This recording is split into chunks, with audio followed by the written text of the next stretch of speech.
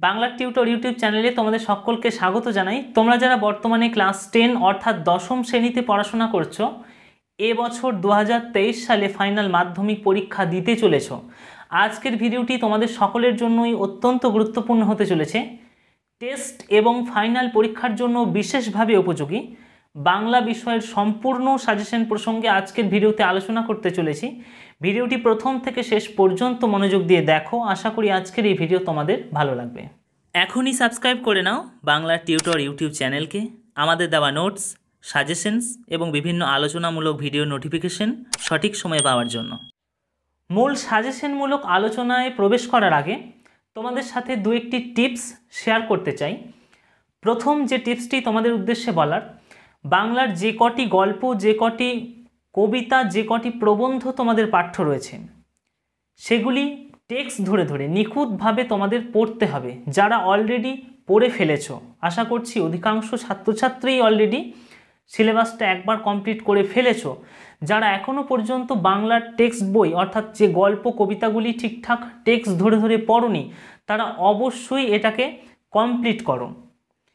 ছোট প্রশ্নের জন্য এই যে কবিতা এবং গল্পগুলি তোমাদের পাঠ্য আছে, সমস্তই কিন্তু নিখুঁতভাবে পড়তে হবে।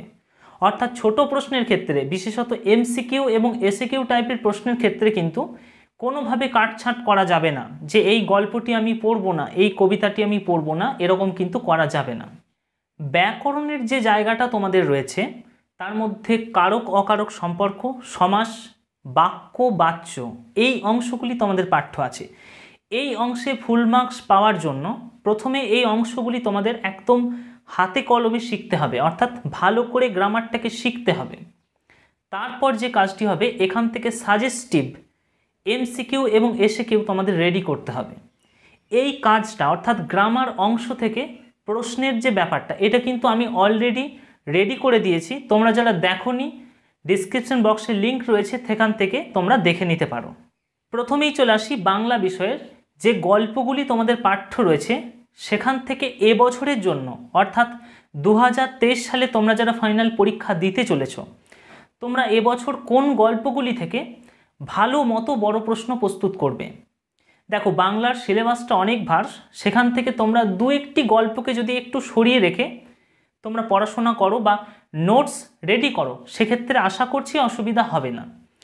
এবছরের জন্য 3 নম্বর মানের প্রশ্নের জন্য তোমরা যে গল্পগুলি থেকে প্রশ্ন রেডি করবেই করবে, সেটা হচ্ছে বহুরূপী গল্প থেকে, অদল বদল গল্প থেকে এবং নদীর বিদ্রোহ। এই 3টি গল্প থেকে তোমরা 3 নম্বর মানের প্রশ্ন রেডি করবেই। 5 নম্বর মানের প্রশ্ন তোমরা রেডি করবে জ্ঞানচক্ষু গল্প থেকে, অদল বদল গল্প থেকে এবং নদীর বিদ্রোহ গল্প থেকে। অর্থাৎ এ বছরের জন্য বড় প্রশ্নের ক্ষেত্রে যে গল্পগুলি গুরুত্বপূর্ণ, আমি আরও একবার বলছি, সেটা হচ্ছে বহুরূপী, জ্ঞানচক্ষু, অদল বদল এবং নদীর বিদ্রোহ। এই 4টি গল্প থেকে তোমরা প্রশ্ন ভালো মতো রেডি করবেই।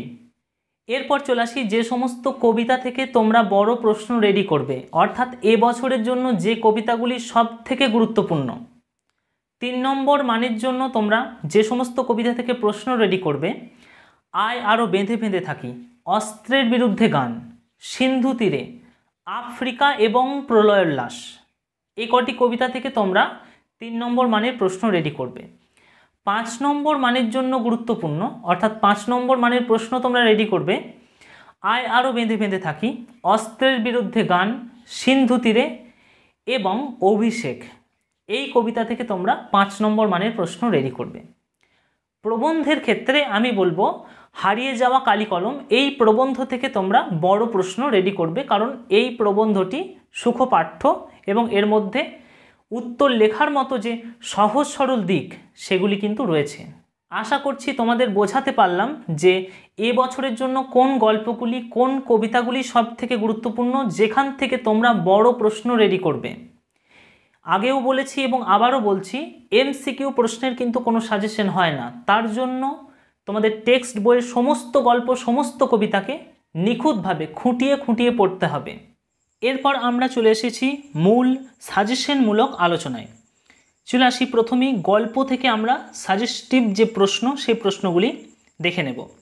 এখানে বিশেষ টিপস হিসাবে আমি উল্লেখ করে দিয়েছি যে এবছর 3 নম্বরের প্রশ্নের জন্য অধিক গুরুত্বপূর্ণ বহুরূপী, অদল বদল এবং নদীর বিদ্রোহ এই 3টি গল্প।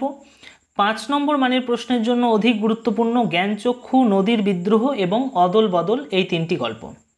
চলে আসি প্রথমেই নদীর বিদ্রোহ। এই গল্প থেকে 3 নম্বর মানের প্রশ্ন আমরা দেখে নেব। প্রথম প্রশ্ন, নদীকে এভাবে ভালোবাসিবার একটা কৈফিয়ত নদের চাঁদ দিতে পারে। নদীকে ভালোবাসার কি কৈফিয়ত নদের চাঁদ দিয়েছিল? পরের প্রশ্ন, বড় ভয় করিতে লাগিল নদের চাঁদের। কোন পরিস্থিতিতে নদের চাঁদের ভয় পেয়েছিল? পরের প্রশ্ন, নদীর জন্য নদের চাঁদের এত বেশি মায়া একটু অস্বাভাবিক, কেন অস্বাভাবিক? পরের প্রশ্ন, আজ যেন সেই নদী খেপিয়া গিয়াছে। নদীর পূর্বরূপ এবং পরবর্তী রূপের বর্ণনা করো। পরের প্রশ্ন, নদের চাঁদের ভারী আমোদ হইতে লাগিল। নদের চাঁদ কে? তার আমোদের কারণ কি? এখানে বানানটা একটু ভুল আছে, আমোদ হবে, এটা একটু তোমরা ঠিক করে নেবে। এই প্রশ্নটাকে একটু ঘুরিয়ে দিতে পারে, নদীর সঙ্গে খেলা করার লোভটা সামলাতে পারল না। কার কথা বলা হয়েছে? কোন খেলার লোভ সামলাতে পারেনি কে? পরের প্রশ্ন, নদের চাঁদ গর্ভ অনুভব করিয়াছে। নদের চাঁদের গর্ভের কারণ কি? 5 নম্বর মানের প্রশ্ন হিসাবে নদীর বিদ্রোহ থেকে তোমরা যে প্রশ্নগুলি রেডি করবে, প্রথম প্রশ্ন, নিজের এই পাগলামিতে যেন আনন্দই উপভোগ করে। কার কথা বলা হয়েছে? তার পাগলামির পরিচয় দাও। প্রশ্নটা ঘুরিয়ে দিতে পারে, নদীর বিদ্রোহ গল্প অবলম্বনে নদীর প্রতি নদের চাঁদের অকৃত্রিম ভালোবাসার পরিচয় দাও। আরও একরকমভাবে দিতে পারে, নদের চাঁদ সব বোঝে, নিজেকে কেবল বোঝাইতে পারে না। নদের চাঁদ কি বোঝে, কেন তা সে নিজেকে বোঝাতে পারে না। পরের প্রশ্ন, নদীর বিদ্রোহের কারণ সে বুঝিতে পারিয়াছে। নদীর বিদ্রোহের কারণ কি ছিল তা কে কিভাবে বুঝতে পেরেছিল? এই প্রশ্নটাও ঘুরিয়ে দিতে পারে, নদীর বিদ্রোহ বলতে কি বোঝানো হয়েছে, নদীর বিদ্রোহের কারণ আলোচনা করো। আরেকটি প্রশ্ন দেখে রাখবে, নদীর বিদ্রোহ গল্প অবলম্বনে নদের চাঁদের চরিত্র। চলে আসি পরের, অদল বদল গল্প থেকে 3 নম্বর মানের প্রশ্ন হিসেবে দেখে রাখবে, এসো আমরা কুস্তি লড়ি। কে কাকে কথা বলেছিল, এই কুস্তির পরিণাম কি হয়েছিল? প্রশ্নটা ঘুরিয়ে দিতে পারে, তামাশা করে হলেও এখন ব্যাপারটা ঘোরালো হয়ে পড়েছে। তামাশাটি কী ছিল, তা কিভাবে ঘোরালো হয়ে উঠেছিল? পরের প্রশ্ন, অমৃতের জবাব আমাকে বদলে দিয়েছে। কার কথা? অমৃতের জবাব তাকে কিভাবে বদলে দিয়েছিল? পরের প্রশ্ন, এই আওয়াজ মুখরিত হয়ে উঠল।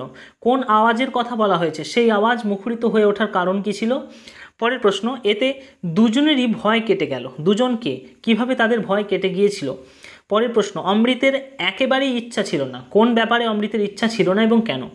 পরের প্রশ্ন, 5 নম্বর মানের প্রশ্ন দেখে রাখবে, অদল বদল গল্প থেকে, হঠাৎ অমৃতের মাথায় একটা বুদ্ধি খেলে গেল। অমৃতের মাথায় কোন বুদ্ধি খেলেছিল, তার পরিণাম কি হয়েছিল? পরের প্রশ্ন, ও আমাকে শিখিয়েছে খাঁটি জিনিস কাকে বলে। কে কাকে শিখিয়েছে? খাঁটি জিনিস বলতে কি বোঝানো হয়েছে? পরের প্রশ্ন, অমৃত সত্যি তার বাবা মাকে খুব জ্বালিয়েছিল। অমৃত কিভাবে তার বাবা মাকে জ্বালাতন করেছিল? পরের প্রশ্ন, বলতে গেলে ছেলে দুটোর সবই একরকম, তফাৎ শুধু এই যে ছেলে দুটি কে কে, তাদের মধ্যে তফাৎ কোথায়? প্রশ্নটি একটু ঘুরিয়ে দিতে পারে, অদল বদল গল্প অবলম্বনে অমৃত এবং ঈশব তাদের চরিত্রের তুলনামূলক আলোচনা করো। চলে আসি পরের, জ্ঞানচক্ষু গল্প থেকে 3 নম্বর মানের প্রশ্ন হিসেবে দেখে রাখবে, তপন আর পড়তে পারে না, বোবার মশো বসে থাকে। তপনের এমন অবস্থা হওয়ার কারণ কি? পরের প্রশ্ন, কথাটা শুনে তপনের চোখ মার্বেল হয়ে গেল। কোন কথা শুনে কেন তপনের চোখ মার্বেল হয়েছিল? পরের প্রশ্ন, রত্নের মূল্য জহুরির কাছে। এখানে রত্ন জহুরি কাকে বলা হয়েছে? রত্নের মূল্য জহুরির কাছে বলতে কি বোঝানো হয়েছে? পরের প্রশ্ন, গায়ে কাঁটা দিয়ে উঠল তপনের, কখন এমন হয়েছিল? এমন হওয়ার কারণ কি ছিল? পরের প্রশ্ন, বুকের রক্ত ছলকে ওঠে তপনের, বুকের রক্ত ছলকে ওঠার কারণ কি? পরের প্রশ্ন, নতুন মেশোকে দেখে জানলো সেটা। কে কি জেনেছিল? এই প্রশ্নটা ঘুরিয়ে দিতে পারে, একেবারে নিছক মানুষ। কে কাকে নিছক মানুষ ভেবেছে, তার এমন ভাবনার কারণ কি? চলে আসি পরবর্তী, জ্ঞানচক্ষু গল্প থেকে তোমরা 5 নম্বর মানের প্রশ্ন হিসাবে দেখে রাখবে, এবছর খুব গুরুত্বপূর্ণ জ্ঞানচক্ষু গল্প থেকে 5 নম্বর মানের প্রশ্ন। প্রথম প্রশ্ন, মনে হয় আজ যেন তার জীবনের সবচেয়ে দুঃখের দিন। তপনের এরূপ উপলব্ধির কারণ গল্প অবলম্বনে লেখো। প্রশ্নটা ঘুরিয়ে দিতে পারে, তার চেয়ে দুঃখের কিছু নেই, তার থেকে অপমানের। কার কথা বলা হয়েছে? তার কাছে কোন ঘটনাটি কেন সবচেয়ে দুঃখ অপমানের ছিল, গল্প অবলম্বনে লেখো। প্রশ্নটি আরও একরকমভাবে চেঞ্জ করে দিতে পারে, শুধু এই দুঃখের মুহূর্তে গভীরভাবে সংকল্প করে তপন, কোন মুহূর্তটিকে কেন দুঃখের মুহূর্ত বলা হয়েছে, বক্তা সেই মুহূর্তে কি সংকল্প করেছিল। প্রশ্নটা আরও একরকমভাবে ঘোরাতে পারে, যে ভয়ঙ্কর আহ্লাদটা হওয়ার কথা সে আহ্লাদ খুঁজে পায় না, আহ্লাদ হওয়ার কথা কেন, সে আহ্লাদ খুঁজে পায় না কেন। পরের প্রশ্ন, নতুন মেশোকে দেখে জ্ঞানচক্ষু খুলে গেল তপনের। জ্ঞানচক্ষু কথার অর্থ কী? কীভাবে তপনের জ্ঞানচক্ষু খুলে গিয়েছিল গল্প অবলম্বনে লেখো। প্রশ্নটা ঘুরিয়ে দিতে পারে। জ্ঞানচক্ষু গল্পের নামকরণের সার্থকতা বিচার করো। পরের প্রশ্ন, পৃথিবীতে এমন অলৌকিক ঘটনাও ঘটে, কোন ঘটনাকে অলৌকিক বলা হয়েছে এবং কেন বলা হয়েছে। পরের প্রশ্ন, তপনেরই বা লেখক হতে বাধা কী? লেখক হতে তপনের বাধা নেই কেন? প্রথম লেখা গল্প ছাপা হওয়ার পর তপনের কী অভিজ্ঞতা হয়েছিল। পরের প্রশ্ন, জ্ঞানচক্ষু গল্প অবলম্বনে তপন চরিত্র। চলে আসি বহুরূপী গল্প থেকে 3 নম্বর মানের প্রশ্ন দেখে রাখবে। খুবই গরিব মানুষ হরিদা, হরিদার পরিচয় দাও, তার দারিদ্র্যের যে ছবি বহুরূপী গল্পে রয়েছে সেটা জানাও। পরের প্রশ্ন, আপনি কি ভগবানের চেয়েও বড়? কাকে কে কথা বলেছে এবং কেন? সে ভয়ানক দুর্লভ জিনিস, জিনিসটি কি তা ভয়ানক দুর্লভ কেন? তারপর এটা কি একটা বহুরূপী? কারা কেন এমন মনে করেছে? পরের প্রশ্ন, কিন্তু কাজ করতে হরিদার প্রাণের মধ্যে যেন একটা বাধা আছে, হরিদাকে কেন তার সম্পর্কে এরকম মন্তব্য করা হয়েছে। পরের প্রশ্ন, তাতে যে আমার ঢং নষ্ট হয়ে যায়, বক্তাকে ঢং নষ্ট হওয়া বলতে সে কী বুঝিয়েছে। প্রশ্নটা ঘুরিয়ে দিতে পারে, অথবা দিয়ে আমি দেখিয়েছি কি অদ্ভুত কথা বললেন হরিদা, অদ্ভুত কথাটি কি। এই প্রশ্নটা আরও একরকমভাবে ঘুরিয়ে দিতে পারে, হরিদার এ কথার সঙ্গে তর্ক চলে না, কোন কথার উল্লেখ করা হয়েছে এখানে সেই কথার সঙ্গে কেন তর্ক চলে না। পরের প্রশ্ন, বড় মানুষের কাণ্ডের খবর আমি কেমন করে শুনবো, বক্তাকে বড় মানুষের কাণ্ডটি কি। প্রশ্নটা একটু ঘুরিয়ে দিতে পারে, বাহ এ তো বেশ মজার ব্যাপার, বক্তাকে সে কোন ঘটনাকে কেন মজার ব্যাপার বলেছে।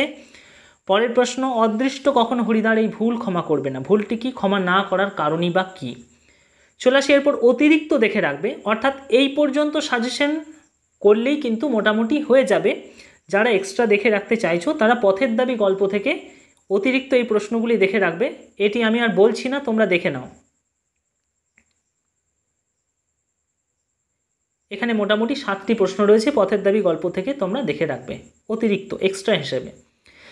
চলে আসি এরপর কবিতা।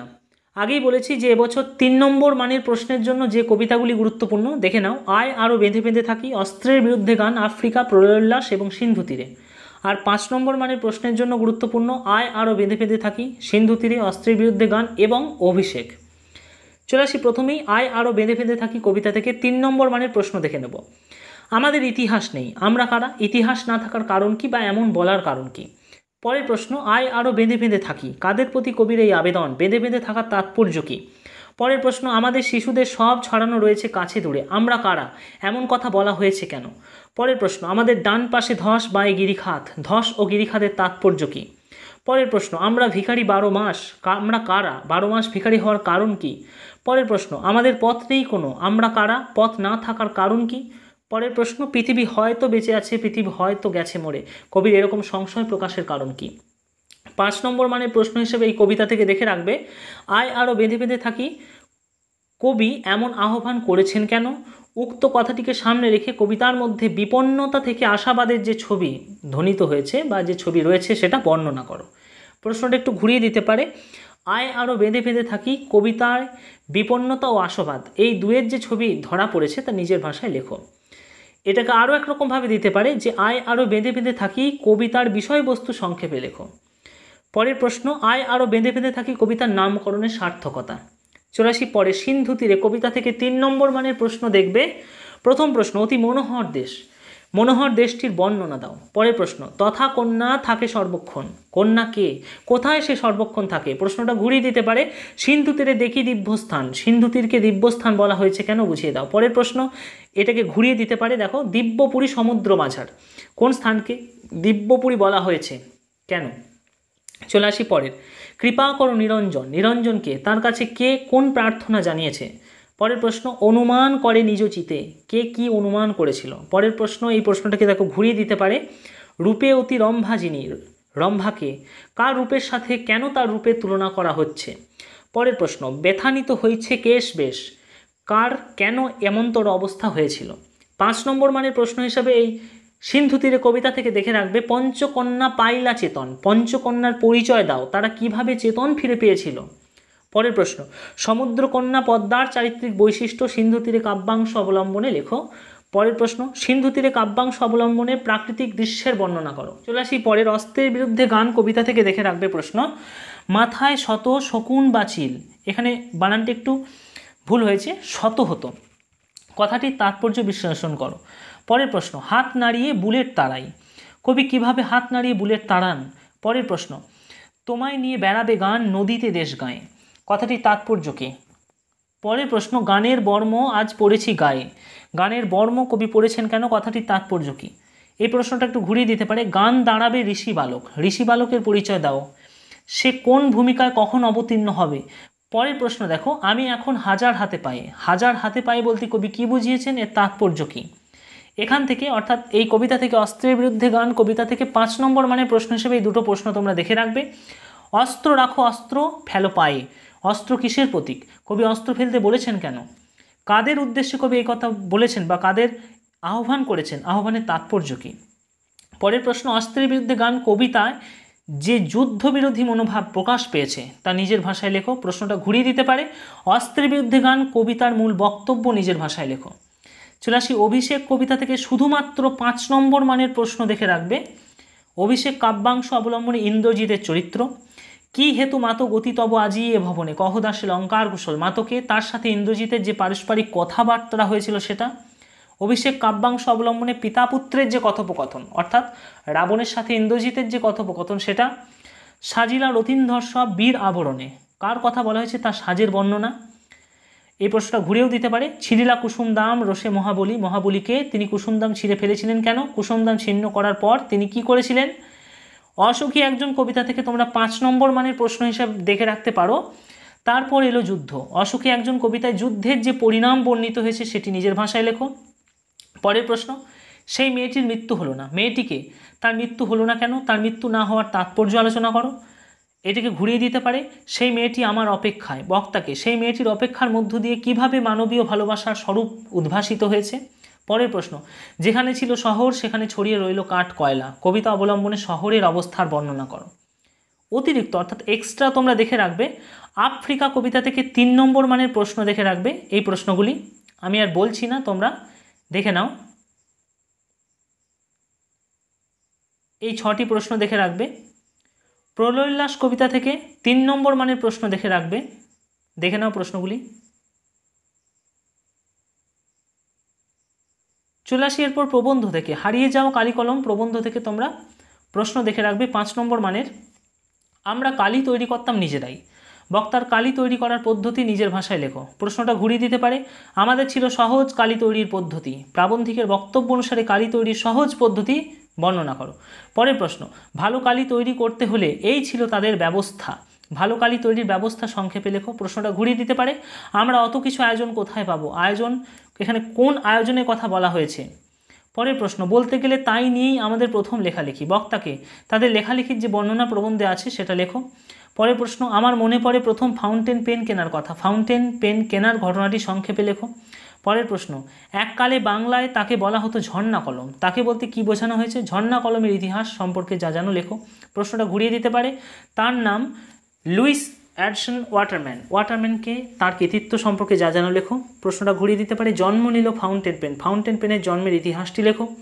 পরের প্রশ্ন, একদিন অফুরন্ত এই কালির ফোয়ারা যিনি খুলে দিয়েছিলেন তিনি কে, কিভাবে অপরন্ত কালির ফোয়ারা খুলে দিয়েছিলেন। পরের প্রশ্ন, জন্ম নিল ফাউন্টেন পেন, ফাউন্টেন পেনের জন্মের ইতিহাস বর্ণনা করো। পরের প্রশ্ন, সব মিলিয়ে লেখালেখি রীতিমতো ছোটোখাটো একটা অনুষ্ঠান, এখানে লেখালেখির অনুষ্ঠান প্রসঙ্গে প্রাবন্ধিক প্রবন্ধে যা কিছু বলেছেন আলোচনা করো। চলে আসি নাটক থেকে 4 নম্বর মানের প্রশ্ন হিসেবে তোমরা দেখে রাখবে। প্রথম প্রশ্ন, কিন্তু ভদ্রতার অযোগ্য তোমরা, কাকে উদ্দেশ্য করে কথাটি বলা হয়েছে, এ কথা বলার কারণ আলোচনা করো। পরের প্রশ্ন, আমার রাজ্য নাই তাই আমার কাছে রাজনীতিও নাই, আছে শুধু প্রতিহিংসা, বক্তাকে তার প্রতিহিংসার কারণ কি, বক্তার চরিত্র বিশ্লেষণ করো, অর্থাৎ ঘসিটি বেগমের চরিত্র। প্রশ্নটা আরও একরকমভাবে ঘুরিয়ে দেওয়া যায়, ওর নিঃশ্বাসে বিষ, ওর দৃষ্টিতে আগুন, ওর অঙ্গ সঞ্চালনে ভূমিকম্প, বক্তাকে সে কার উদ্দেশ্যে বা কাকে উদ্দেশ্য করে এই কথাগুলি বলেছে তার চরিত্র আলোচনা করো। চলে আসি পরের প্রশ্ন, বাংলা শুধু হিন্দুর নয় মুসলমানেরও নয়, মিলিত হিন্দু মুসলমানের গুলবাগ এই বাংলা, কার উক্তি, এমন উক্তির কারণ কি বা তাৎপর্য।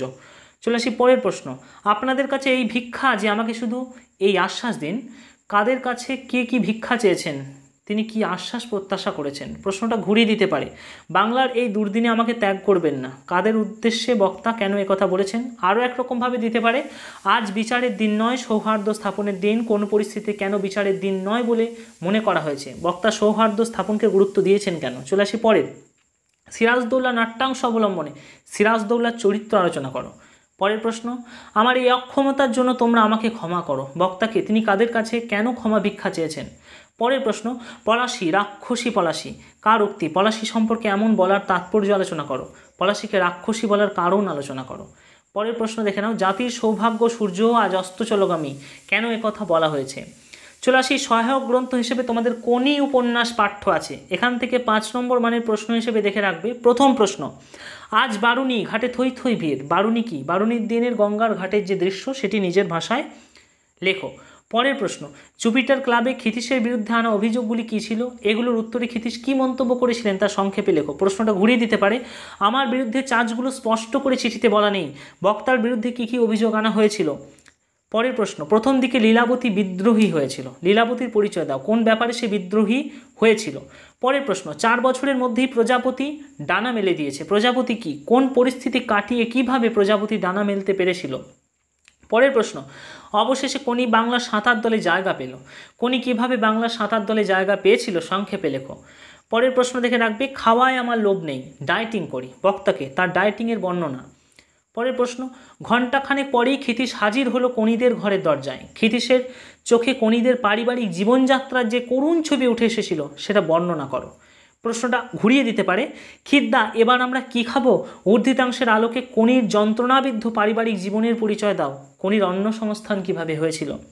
চলে আসি পরের, জোর চুরি করে আমাকে বসিয়ে রেখে এখন ঠেকায় পড়ে এসেছো আমার কাছে, এই অভিমানের কারণ কি?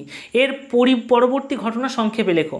প্রশ্নটা ঘুরিয়ে দিতে পারে যে স্টেট চ্যাম্পিয়নশিপে কোনির বিরুদ্ধে যে ষড়যন্ত্র হয়েছিল তার বিবরণ দাও, এতে কোনির কি প্রতিক্রিয়া ছিল? চলে আসি পরের প্রশ্ন, রাগে চিৎকার করে উঠল ক্ষিতীশ, পারতেই হবে, কোনো কথা শুনবো না, প্রশিক্ষক ক্ষিতীশের একরোখা জেদ কিভাবে কোনিকে সাফল্যের শীর্ষে পৌঁছে দিয়েছিল তা আলোচনা করো। প্রশ্নটা ঘুরিয়ে দিতে পারে, দেখো, এজন্য চরিত্র চাই, গোয়ার রোগ চাই, প্রশিক্ষক ক্ষিতীশ কিভাবে কোনির মধ্যে সাফল্যের জেদ এনে দিয়েছিল? প্রশ্নটা আরও ঘুরিয়ে দিতে পারে, কোনির সাফল্যে ক্ষিতীশের অবদান। চলে আসি পরের প্রশ্ন, তোর আসল লজ্জা জলে, তোর আসল গর্বও জলে, বক্তাকে উক্ত কথাগুলিকে সামনে রেখে উদ্দিষ্ট ব্যক্তিকে তিনি কিভাবে উদ্দীপ্ত করেছিলেন? পরের প্রশ্ন, দারিদ্র আর বঞ্চনার বিরুদ্ধে কোনির লড়াই। পরের প্রশ্ন, সত্য লিখে ক্লাবের বারান্দার দেওয়ালে সেঁটে দিলেন, সত্য সংখ্যাটির তাৎপর্য কী? সংখ্যাটিকে দেওয়ালে টাঙিয়ে দেওয়ার কারণ কী ছিল? এখানে একটু বানান ভুল আছে, তাড়িয়ে নয় টাঙিয়ে হতো। পরের প্রশ্ন, এটাকে ঘুরিয়ে দিতে পারে, দেখো, যে হঠাৎ তার চোখে ভেসে উঠল সত্য সংখ্যাটা, কার চোখে কখন সংখ্যাটি ভেসে উঠেছিল? তার কাছে সংখ্যাটির তাৎপর্য কী ছিল? পরের প্রশ্ন, কোনি উপন্যাস অবলম্বনে ক্ষিতীশ সিংহের চরিত্র রচনা করো। এখানেই আমাদের আজকের আলোচনা শেষ হলো। তোমরা যারা 2023 সালে ফাইনাল মাধ্যমিক পরীক্ষা দিতে চলেছ, তোমাদের টেস্ট এবং ফাইনাল পরীক্ষার জন্য বিশেষভাবে উপযোগী বাংলা বিষয়ের সম্পূর্ণ সাজেশন প্রসঙ্গে আলোচনা। যাদের ভিডিও ভালো লাগলো অবশ্যই একটি লাইক করবে, কমেন্ট করে তুমি তোমার মতামত জানাতে ভুলবে না। যারা চ্যানেলে নতুন অবশ্যই চ্যানেলটিকে সাবস্ক্রাইব করবে এই ধরনের আরও ভিডিও পাওয়ার জন্য।